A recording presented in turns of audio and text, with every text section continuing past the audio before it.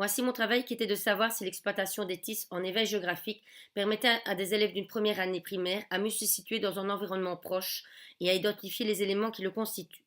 Car au niveau des besoins, mon premier était de leur permettre de connaître les éléments constituant le quartier de l'école. Lors des sorties, j'ai constaté que mes élèves ne savaient pas identifier les commerces ou principaux bâtiments. Il nous est cependant demandé, en fin du premier degré, à ce que les élèves sachent se situer dans un environnement proche. Or, comment pourraient-ils se situer s'ils ne connaissent pas les différents éléments qui le constituent? Aussi, pour se situer, il est important de maîtriser le vocabulaire spatial. Mes élèves confondaient la gauche avec la droite et la notion ordre n'était pas acquise. Enfin, il y avait ce besoin d'apporter une dynamique dans mes séquences, car mes élèves ne se montraient pas toujours actifs ou attentifs. Au niveau de l'existant, je peux dire que mes élèves font partie de la génération Z. Ils possèdent tous des outils numériques à la maison qu'ils utilisent de manière régulière. Ils ont 6 ans. D'après les travaux de Piaget, c'est le stade préopératoire vers le stade opératoire. Jusque 5 ans, ils ont une connaissance intuitive du monde et sont persuadés que les autres le perçoivent de la même façon qu'eux.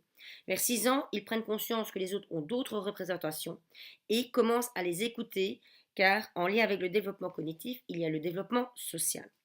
Au niveau organisationnel, j'ai pu compter sur la présence du TBI de ma classe, le prêt de tablettes durant mon stage, titulaire j'ai réalisé le projet avec ma classe et j'ai pu compter sur de l'aide extérieure. Au niveau institutionnel, il y a les socles de compétences, référents sur lesquels je m'appuie pour savoir quelles compétences doivent acquérir mes élèves. Ayant réalisé un projet en éveil géographique, je me suis limitée à analyser 2 compétences, savoir identifier les composants du quartier et savoir faire localiser un lieu. Pour orienter ma pédagogie, je me suis basée sur les travaux de Badley et de Chalice. Pour que mes élèves se mettent au travail, il faut un stimulus. Ici, j'ai pensé que l'exploitation des tisses pouvait constituer une motivation à la tâche.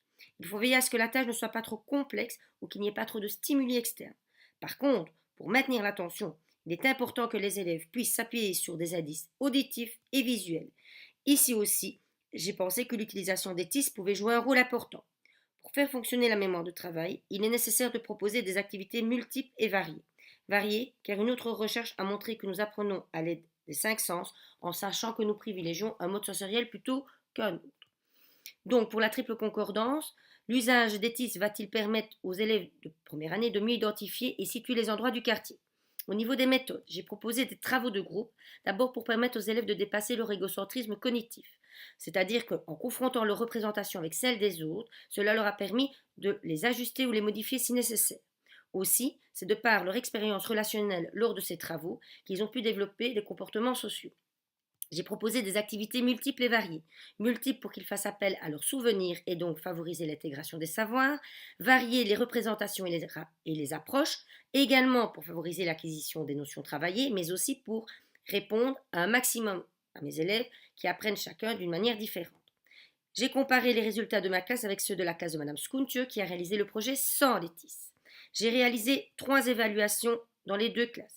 Une évaluation diagnostique pour définir les besoins, une évaluation en cours d'apprentissage pour voir les progrès et une finale pour répondre à la question de mon travail. L'exploitation des TIS en éveil géographique permet-elle à des élèves d'une première année primaire à mieux se situer dans le quartier et à identifier les éléments qui le constituent? Au niveau des évaluations, pour l'évaluation diagnostique, eh bien, on remarque que les élèves dans les 2 classes avaient difficilement identifié les commerces et bâtiments, que le vocabulaire spatial était faiblement acquis. Pour l'évaluation en cours d'apprentissage, de nets progrès ont été réalisés. Si les élèves de Mme Skuntje ont réussi à mieux identifier les éléments du quartier, les miens ont réussi à mieux les situer. Pour ce qui est de l'évaluation finale, elle s'est faite en 2 temps. Ils ont placé le nom des rues et les photos de commerce selon une liste d'achats à effectuer. Ensuite, ils ont identifié les positions illustrées ou complété un dessin selon des indications spatiales données. Pour la réalisation, en plus de l'enquête sur l'éthique à la maison, une demande d'autorisation au droit et à l'image a été faite aux parents. Concernant le matériel, lors des travaux de groupe, classe ou demi-groupe, le TBI a été exploité ainsi que mon ordinateur portable. Pour les travaux en petits groupes ou individuels, les élèves ont recours à des tablettes.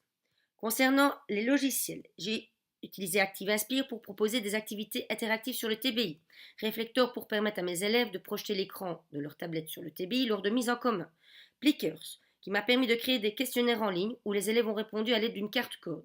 Pour les tablettes, Book Creator pour créer un livre numérique, Beatsboard qui m'a permis de créer des plateaux de jeux où les élèves devaient associer une image à un son, Unitag, générateur de QR code donnant un accès à un contenu numérique sur le réseau.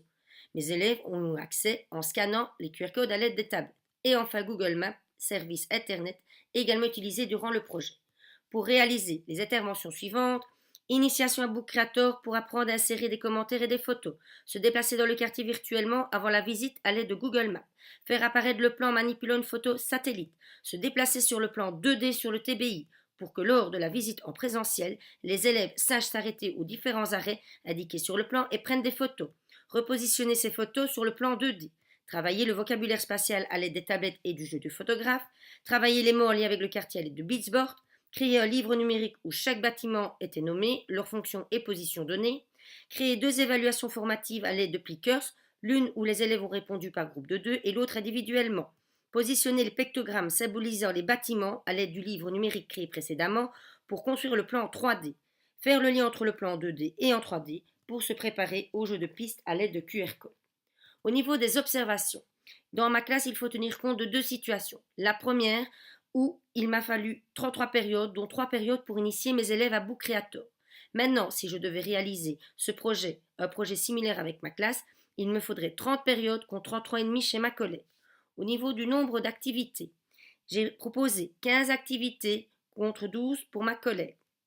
Donc, l'utilisation des TIS m'a permis de proposer plus d'activités en moins de temps, soit un gain de 27 minutes par activité. Pour l'évaluation finale, même si j'étais convaincue tout au long de ce projet, il n'y a pas eu de grande différence, surtout pour identifier les bâtiments et situer les uns par rapport aux autres. Par contre, mes élèves sont parvenus à mieux positionner le nom des rues et des bâtiments. Je suis convaincue que Google Maps a joué un rôle important, car entre autres, il leur a permis d'avoir accès à des représentations qu'il leur était impossible d'avoir en présentiel, mais aussi il leur a permis d'avoir une meilleure compréhension du plan. Si je compare l'évaluation diagnostique avec l'évaluation finale, eh bien dans les 2 classes, il y a une augmentation qui a été de plus ou moins 25%. Donc, à ma question de départ, je peux dire que l'utilisation des TIS n'a pas constitué une plus-value significative dans l'acquisition des savoirs, car dans les 2 classes, il y a eu ce souci de proposer des activités où les élèves étaient actifs.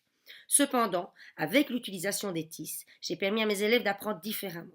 En plus des travaux de groupe, ils ont appris et évolué de manière autonome en réalisant des feedbacks.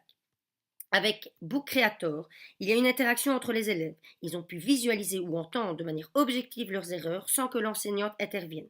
Avec Beatsboard, il y a une interaction entre l'élève et le logiciel. En cas d'erreur, une correction était directement donnée.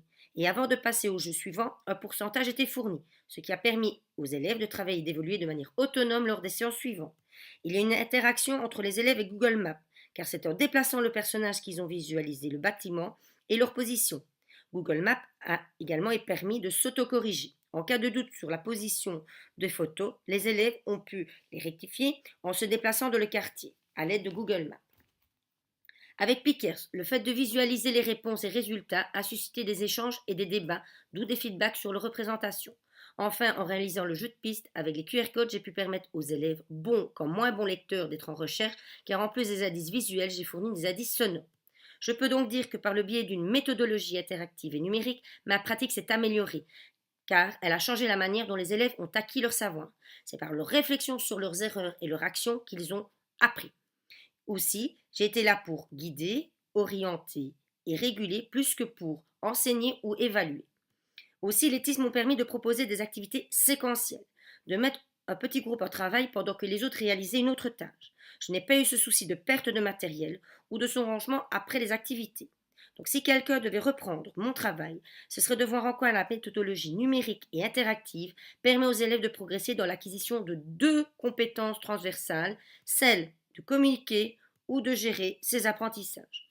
Il faudrait veiller à ce que les 2 classes témoins réalisent le projet en même temps, trouver une évaluation diagnostique qui mesure de manière quantitative le degré d'acquisition d'une de ces 2 compétences avant le projet et de trouver une évaluation finale qui définit de manière objective l'impact qu'a eu l'utilisation des TIS au niveau du développement, soit de la communication, soit de l'autonomie.